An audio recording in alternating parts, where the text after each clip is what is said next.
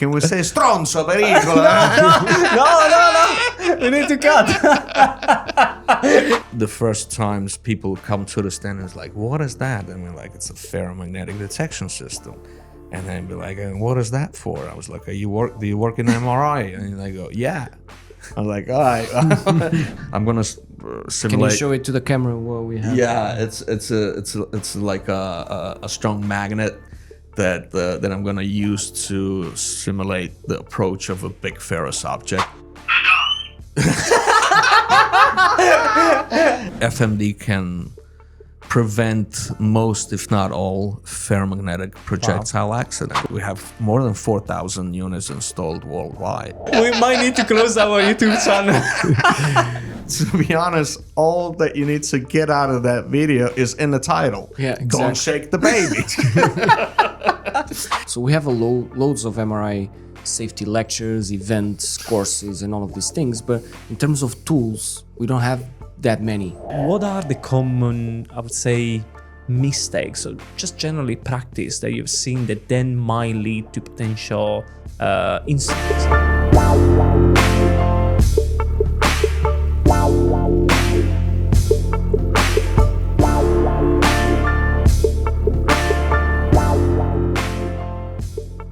We see every day on different social media platforms pictures posted showing medical equipment from wheelchairs to crash stroller getting stuck into the marble. But we don't see only that. We see coins, we see mobile phones, we see guns as well, which is a little bit scary, to be honest. I want to start for you. I want to ask you, was that a defining moment? Was that one of these experiences that made you think, oh my God, I really need to get involved. I really need to play a role in the mass safety world? To be honest, when we first started thinking about development and FMD, there was no social media. I mean, it was MySpace, old school stuff. So no, the incident, the most notorious MRI accident that happened in one of the New York hospitals in U.S. is the death of the 6-year-old boy Michael Colombini. That what made my father start thinking about development, a product that can prevent such accidents. And then that was the first. I'm pretty sure there was many other accidents that happened in that time or even before that. But that was the one that was on all the news channels worldwide. It was like, how can this have happened? Because, MRIs were always advertised as the safe modality comparing to the X-ray. Because of the radiation. Yeah, Exactly. But nobody talked about the strong attraction force, right? So when that was on all the news, and my dad was literally just sitting at the kitchen table having his breakfast, like, what the hell is going on? It's like, so that's how the idea was born. It was back in 2002. And that's when he started to develop the first prototype in his garage. That's awesome. Yeah, all the great businesses start in the garage. He just finished working at Avatech, and then he used to develop lasers for eye surgery, et cetera. So yeah, he's a physicist by education. At that time, I already graduated university, and I moved to Spain. I moved to Barcelona. So he called me up and he's like, I need somebody to write a software for it. I got all the electronics worked out, all the mechanics, but I need somebody. I was like, yeah, okay. I'm like, how much you paying?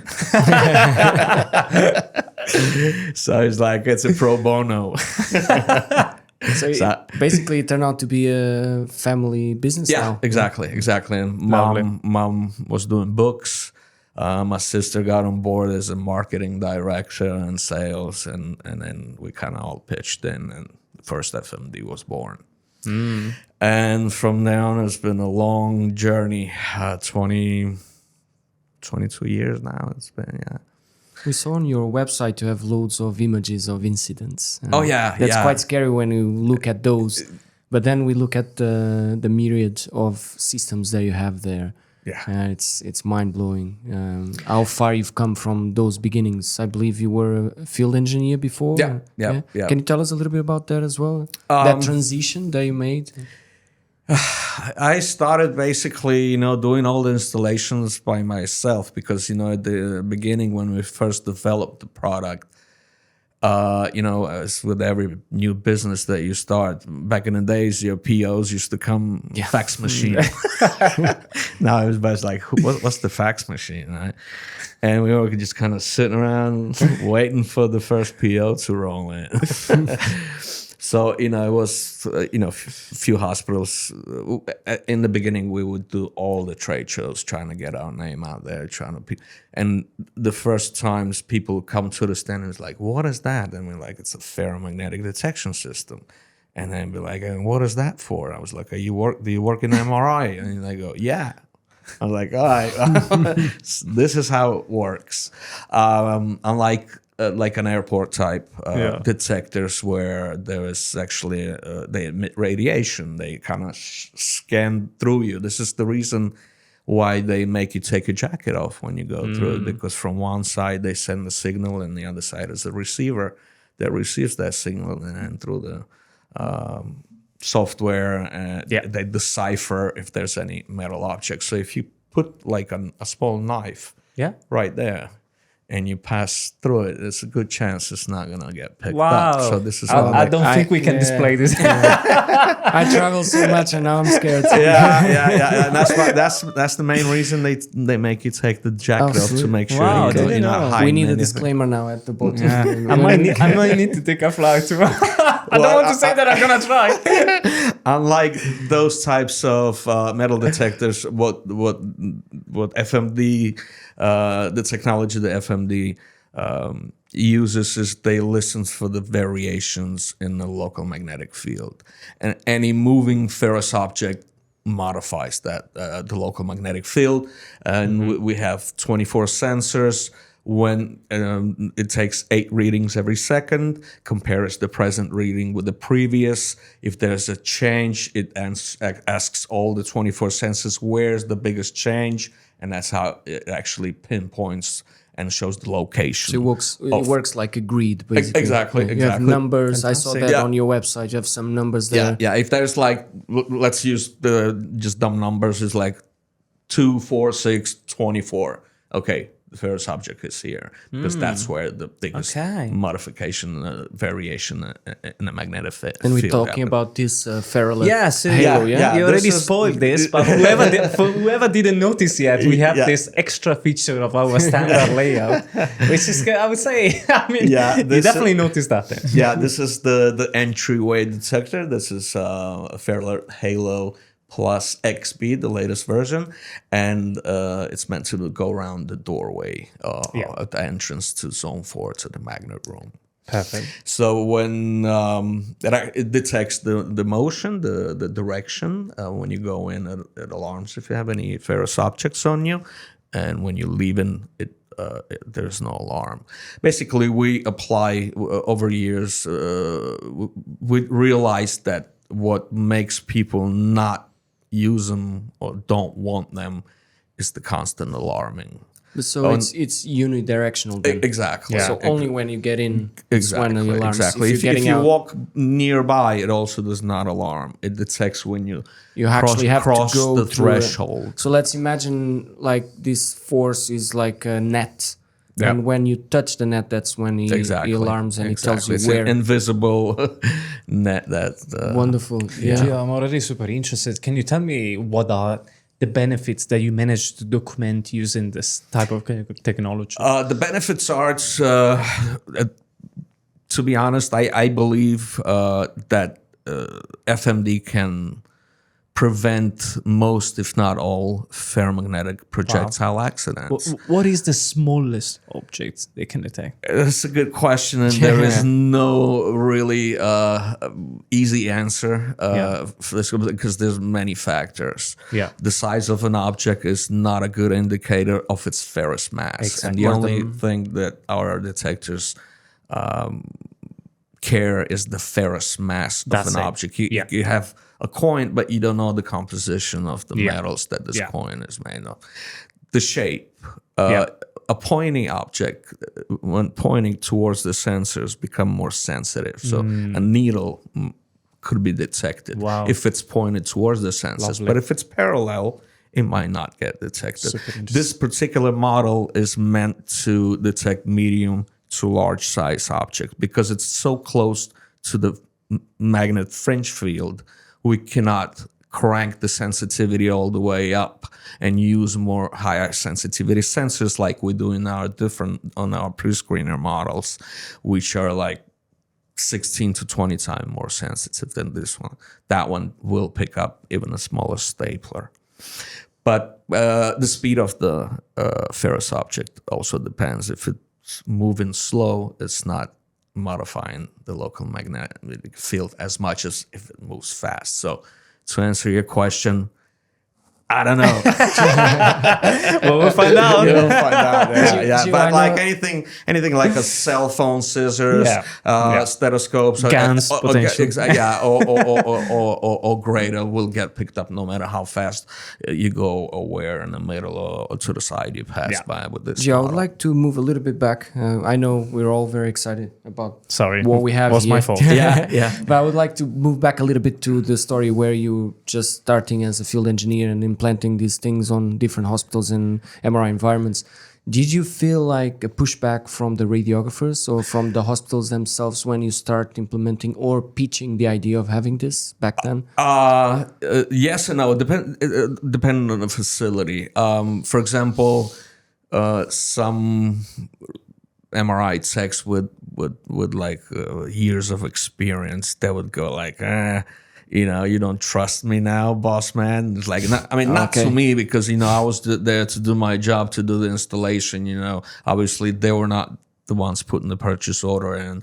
But, directors and, the management, they thought that it's an extra safety tool that would benefit in preventing ferromagnetic projectile accidents. Absolutely. And some, especially, there's a big issue with female techs. And the reason for that is the bras. Ooh, because most of them contain metal underwire. And the hooks on the back as well, the straps. Those are usually not as ferrous. It's mainly the underwire. It's mainly the underwire, and it's exactly pointing towards the sensors. And beside it being ferrous, every time they go inside a magnet room and get closer to the magnet, that little piece of metal gets even more magnetized. Yeah. So it becomes very magnetic. It's almost becoming a magnet. I think that's something that most people don't understand, that a ferromagnetic object, once exposed to B0 fill, it gets even more magnetized than what it was. But that's a concept that people are not aware, but it's good that you brought it up. I personally know a male tech who, when I first installed the unit and he was walking in and I was very happy about it. And like a couple of weeks passed and I received an email. It's like, I don't know what happened, but your system became super sensitive. I was like, what's going on? It's starting to pick up my glasses. And the machine has feelings. I was like, and I'm trying to figure it out. I was like, what, did you change the sensitivity of this? It's like, no, we did not touch anything. But now every time I go in, and I know they're my glasses because I will put them like on the bottom because it shows the location and it will beep and show the exact location where my glasses are. And I said, were those glasses new when I was there in Stone? It's like, it was the first day I bought them. I was like, I see what happened. Yeah. So he came, he started going in close to the magnet, and even the little screws got magnetized. So it became super. It's not that our system became super sensitive; that his glasses got magnetized. But it's good that you bring that story, because most of the people that I know and have FMDs and other types of systems like that, they push back a little bit because they say they get fatigue. So they feel like, it's always beeping. I don't know why it's always beeping. This is what I'm thinking. Is it faulty? Is it did you actually have like a situation which they ask you actually to remove the sound noise potentially just to get it in like sort of dormant? Yes, but like for example, for the pre-screeners, most of the pre-screeners that people use, they turn the sound off because the tech is there with the patient when the screening is done. Here, a tech could be just at the desk or away, and that's what the whole reason for the acoustic alarm is, to get your attention. Yeah, somebody's absolutely. going in. Oh, what's going on? Stop. But the whole. Like every profession in the world basically has its attire. If you work in construction, although, it's hot outside, but you gotta wear a safety hat. Yeah. Those steel toe shoes, like I was they can save your life. I was inspecting a site in Abu Dhabi. I was at Arab Health, and there was a new hospital being built. And although the MRI department was pretty much finished, there were some places there were paint missing, but it was the site was labeled under construction. So when I went in to the MRI department, where it was away from the cranes and all the actual, I still had to put my hat on and the steel toe boots, and I didn't complain. It was hot as hell. I actually came in sandals without any socks, and they had to give me these shoes, and I'm like, oh my god! But what are you gonna? This is how it works. Yeah. There you go. It's actually working. Yeah, You got too excited. I got too excited. So. Yeah, but that's what sometimes you have to deal with. If you work at the office, you can just rock up to the cubicle in your flip-flops and Bermudas, because that's what makes you feel comfortable. So the ideal situation, and this is what we ask of the facility, and basically not us, more it's on the management side, that the staff must comply. If your closing is setting off an alarm, then the best way to get the best out of the functionality of an FMD is, if you have a bra with the metal underwire, try to get a sports bra. Try to find a bra with the plastic underwire. We actually supply with every FMD. We supply a list of manufacturers who provide sports bras with plastic underwires. That's what I would call a complete service. Yeah, 100%. Awesome, yeah. And does it come as a premium feature, right? But I think the whole point of having these things there is exactly what you're saying. If someone with metal is approaching the door, it will beep. And that's what we want. Yeah, because people call them false positive alarms. But if you think about it, they're not. It's a ferromagnetic detector. Exactly. It detects ferrous metal. Absolutely. It's like, for example, we incorporate a door sensor that's recognized the aperture of the door. It cancels the alarm on aperture of the door. It's a little time of flight sensor that you see over there. Yeah. It detects the aperture of the door. It tells the microprocessor, because it takes 8 readings every second. Once the door is open, it tells the microprocessor, go back and take a look at the last 4 readings. If the last 4 readings were all 0, 0, 0, 0, and then he sees a big spike, he knows it's due to the aperture of the door that you approached the FMD ferrous free. So he cancels the acoustic alarm on the door. And all of this happens in a matter of seconds. Yeah. It's seconds. Extremely quick. Exactly. Gio, can you also, you were telling me that this is important to have by the door because we passed by and we're trying to avoid basically people with ferromagnetic objects to be so close. That's why it's always beeping when someone is there. That's the reason we're using it. But I know this specific one as a new feature that sets you apart from the rest of the companies, I believe. Would you mind to show us what it is and explain it to us? Sure. If you could just turn that switch on. Yeah, so I'll do that for sure. Yeah, we incorporated a voice alarm that distinguishes the size of the ferrous object. Brand new feature that we have on our XB model. We decided to differentiate the acoustic alarm on really dangerous ferrous object, like say an oxygen bottle that's not MR conditional, a wheelchair or a gurney. So something that's bigger. something big that could cause a nasty accident. So I'm gonna simulate. Can you show it to the camera what we have? Yeah, it's like a strong magnet that I'm gonna use to simulate the approach of a big ferrous object. Wow. Yeah. Oh my god. That's careful. That's Loud, yeah. Do you mind if I do it myself? Yeah, sure. Oh, this is cool. Yeah. We did. You got. Oh, I have to move it. Oh, There you go. Yeah. Yeah. So that has to do with that net that I was telling you about, fictitious net, of Yeah, course. yeah. So when you disturb the force, it feels like I'm talking about if Star the Wars. disturbance is so big, Yeah. it realizes that something's really heavy, ferrous approaching, and besides the beeping alarm that would be activated when you actually pass through the detector. Even before you reach the detector, it will tell you to stop. That phrase is just a generic stop phrase. We can have it in any language, any phrase. Just basically a WAV file that we upload. Yeah. Amazing I think this technology. is great, and I believe it will avoid a lot of incidents. Oh, yeah, I was definitely, actually reading here in the notes, crash trolley remains stuck in the ball, almost killing a nurse. This is This the would stop technology. it. Yeah. Yeah. If she Absolutely. came in, although because that nurse, she was, from what I understand, Toby was covering the Yeah, he was accident. covering the story, yeah. And from what I understand, she was not an MR tech. Trained Yeah, exactly. So she just came down, brought it back. And the idea of this feature actually came from one of the facility in Italy, where they forgot to lock the door at night. The cleaning crew, classic. You Italian.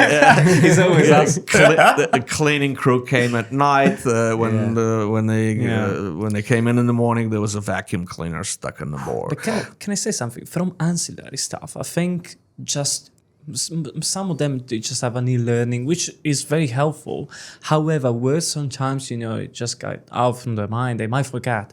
With a sound like this one, with a noise like this, and they will say, "Oh, something is actually Even happening." if you're not used to working in an MR even if they had environment. the e-learning, even this one will remind them and say, "Oh, actually, I'm doing something wrong coming inside this place." The Italian guy, for Italian market, we have a phrase like "pericolo non entrare," which means danger. Do You not. said it in a way; it was so perfect. and then Even the name is Italian.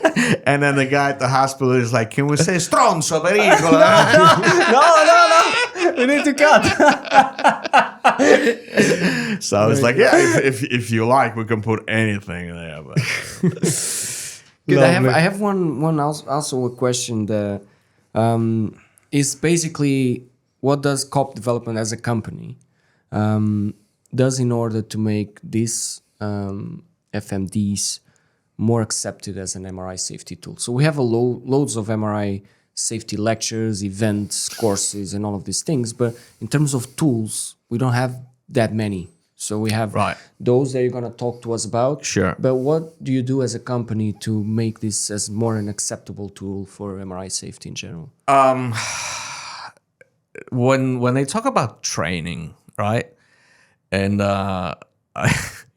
I always like to bring up this one of my favorite comedians, Jim Jeffries. I love Jim Jeffries. Bring it on. He's an Australian comedian, and he was like, when his wife got pregnant, they used to do this parenting courses where basically they teach you, prepare you for the delivery, et cetera, et cetera. He said, and they made us watch this movie called "Don't Shake the Baby," and he goes, sounds a lot already. I remember that piece, he said that video is 45 minutes long. Wow. It's like, but to be honest, all that you need to get out of that video is in the title. Yeah, Don't exactly. shake the baby. So when they talk about education, because like I was very curious why in Germany, for example, there's like the least amount of ferromagnetic detectors. And the answer I got from radiologists is that they prefer to spend their money on educating their staff. And it's like, how much education do you need to tell a person, do not enter zone 4 with ferrous objects?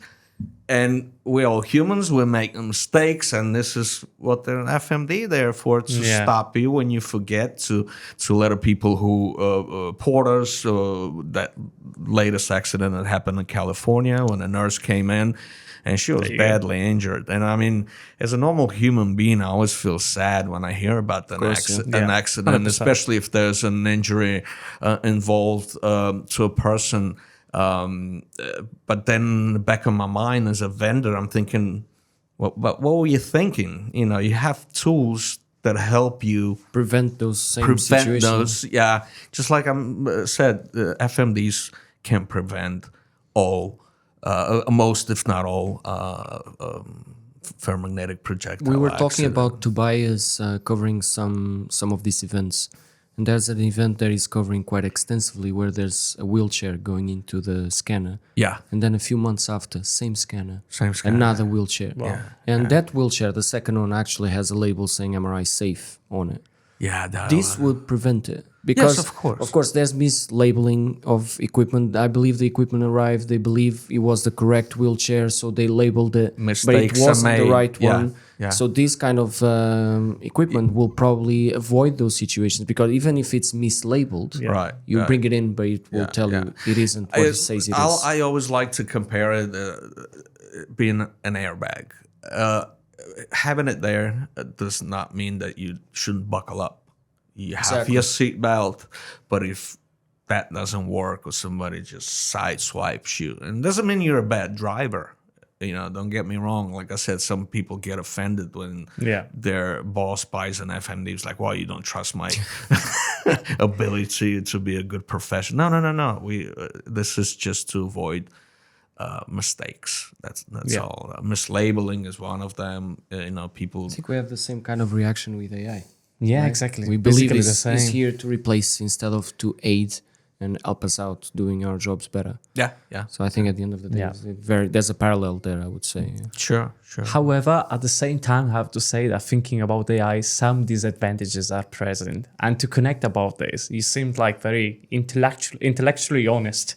So can you actually say, with a certain degree of honesty, obviously, I know Sam has a lovely question about this. Do you think this might negatively impact the workflow that we have in MRI in any way? Do you think there might be any behaviors that we might adopt because this is present, that we might change our practice? The only thing you have to change is an attire. The only thing right now, from my experience, follow very simple, basic procedures. We're not asking MRI techs to do backflips entering in zone 4 and do anything weird. All we tell them is try not to go together with the patient. Go in first, waving the patient coming in. Don't wear anything that sets off the alarm, and that's it. I understand that some facilities already, for example, bought the MR conditional transport, right? Patient transport. And there's difference between it being MR conditional or FMD friendly. FMD friendly means that it has 0 ferrous materials. MR conditional means it's guaranteed not to get sucked into the bore of the magnet, but most of those have some ferrous objects, like say ball bearings in the caster. Yeah. So every time you bring in a patient in that trolley, in that gurney, it will set off the alarm on an FMD. We have FMDs already suggested by, let's say, ACR manual, right? MHRA guidelines. Yes, they're already there. Yeah. What do you think is hindering the adoption generally? Is there any bottleneck in this situation that you can clearly identify and go like, okay, we need to fix this for people to start adopting FMDs if they are on the guidelines? On our end, we do everything possible that can occur to us to reduce the constant alarm, because To be honest, sometimes I install the unit and I like to, just stand back and see how, because I do the training, I'd explain how it's supposed to be, the procedures, everything. And then I stand back and look and I'm like, why are these people even buy it? Yeah. Because I'm like, this is gonna, if every time you go through an FMD, you cause an alarm, something is wrong, right? Exactly. What's the use?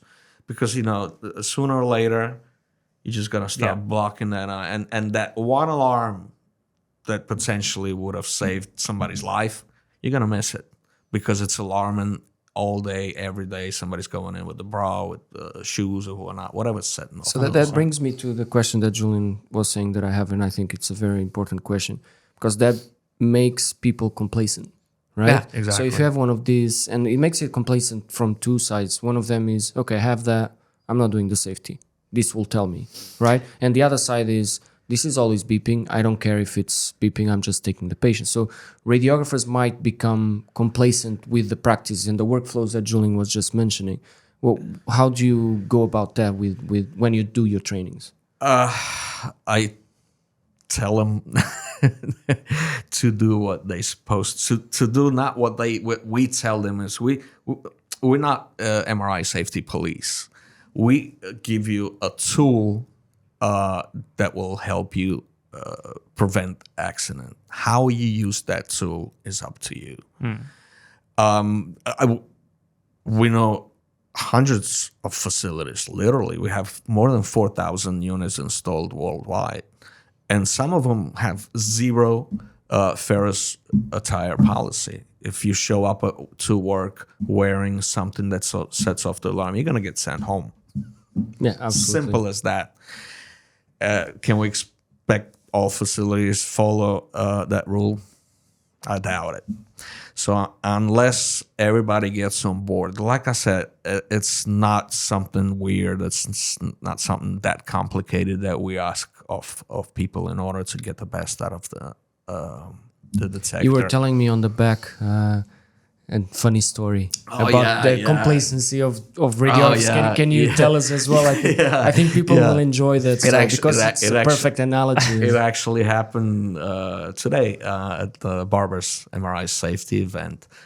A lady stopped by and she was like, "Yeah, we were thinking about getting one of these, but there's pros and cons." And I'm like, "I would like to hear. I know the pros, but I would like to hear about the cons." And it's like, "Well, if we get one of those, then MRI tech's gonna become careless. They're just gonna think that that's gonna sorts all their problems." Exactly. But I repeat, we always put everywhere literature, brochures, both electronic, physical, website, videos. We always say this is not to replace the conventional screening procedure. This is just an extra layer of protection.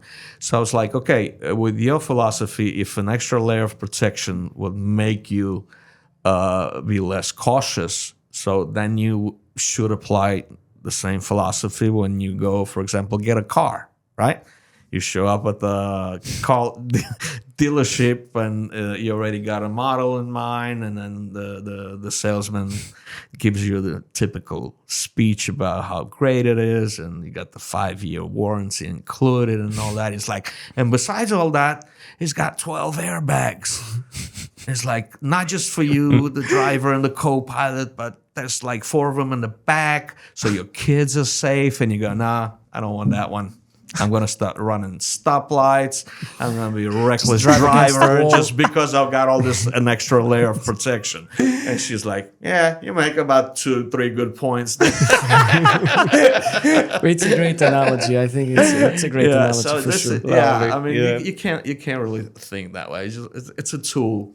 It gives you an extra layer of protection, and you just have to comply and Speaking about this, Gio, I just want to ask you, obviously, this is the topic of our conversation, but speaking about your experience, I need to assume you visited many hospitals. So you saw a lot of different way of practice, MR safety. 73 different countries. There you go.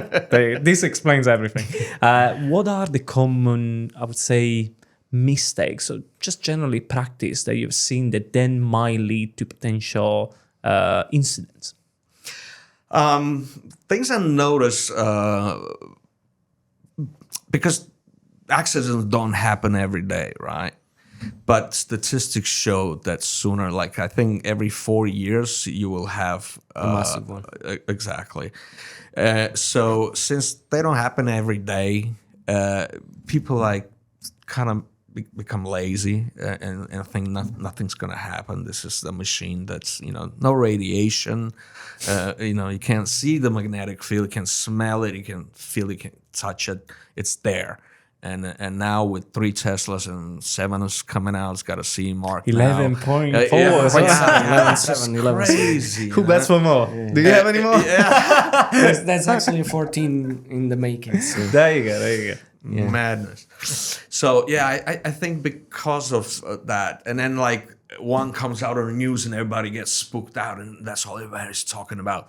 Then that goes away, and until the next one comes. But one day that can happen to you. That can happen at your facility. So I think constant reminding of the dangers of that strong magnetic field will also help people being more cautious. And the other is it's like, don't cause the alarm. Makes sense. Yeah. Please, and then it's just. I don't know. Like I said, it's a family business, and we, spend so much time and just, constant brainstorming. How can we, make this more acceptable? How can we can make this so people like it and accept it? And when we do, with each new version, we put a little extra. Like I keep saying on my lectures that we need to make safety sexy again. Because it isn't sexy, it isn't profitable, so people don't go there. Yeah. Can we talk about those as well that we have on the table? Can you go through them, what they are, what they do? I know this is the Gauss alerts. Yeah. It's a very specific one, so if you can explain to us this what is a Gauss alert. It's a device that's placed on MR conditional equipment. Okay. Equipment that basically is allowed to go into the magnet room, zone 4. All the type of conditionality. But it has its conditions. Like, for example, this one is preset for 30 Gauss. So when you have this on equipment that you bring in, injectors, patient monitors, whatever is bringing in there, when you reach a 30 Gauss line, because obviously you can't see where they go, you have an idea more or less where that is, but with the self-shielded magnets, you go from 30 to 30,000 within 12 feet. So, because they're trying to keep those 3 Tesla exactly with an extra coil, a secondary coil, etc. So, and it's 360-degree detection. So when you reach a 30 Gauss line, we use a magnet to demonstrate an alarm goes off, so that's where your 30 Gauss is. So it goes in the MR conditional equipment, injectors, patient monitors that can go inside but have their limitations. They should not cross a certain Gauss line. So the beauty of it is a totally mechanical sensor. It's a Teflon rod on a spring and a gold-plated ring. So every time it touches the ring, there's an alarm produced. So.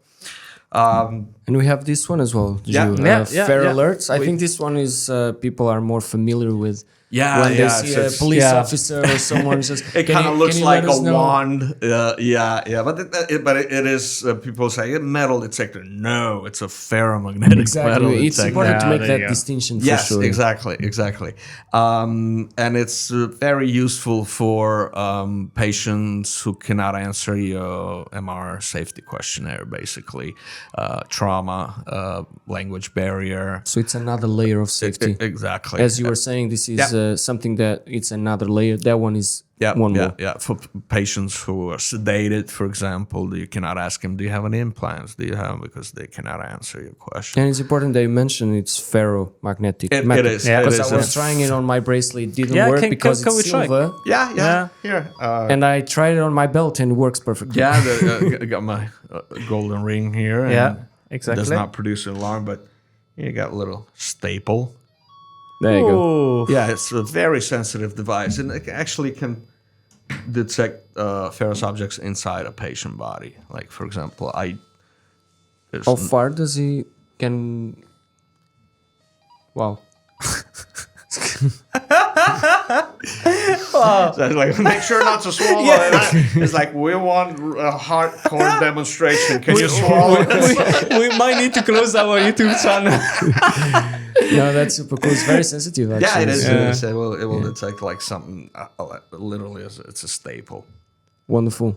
So we keep the buzzing sound on, so people don't forget to turn it off. Yeah. That way you Got don't it. waste the battery. So turn it off. Wonderful. So we have loads of equipment that we can use to help us out with our safety precautions with our patients. Yeah. That's what we're trying to do.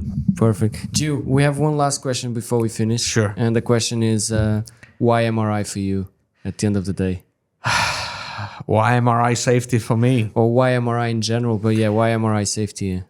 Family business, basically. That's what drove you to this area. That's, my dad invented an FMD, and I just kind of got on board. It's good to work for family business. First of all, money stays in the family. You can basically make my own hours, but there's pros and cons. Absolutely. But since it's your business, I don't mind working 24 hours basically. I think we feel the same as well. If it's needed, I'm capable of flying between continents nonstop, sleeping at the airports, or whatever needs to be done to make the customer happy. But once again, all of this was born out of the passion of your father. For this thing, for safety, for exactly because of that notorious accident. It's like, how can a kid die? We keep coming undergoing to this situation where an accident is what makes us passionate about this and build something around it. That's exactly what we did as well. We build everything MRI around something like that too. Gio, appreciate you.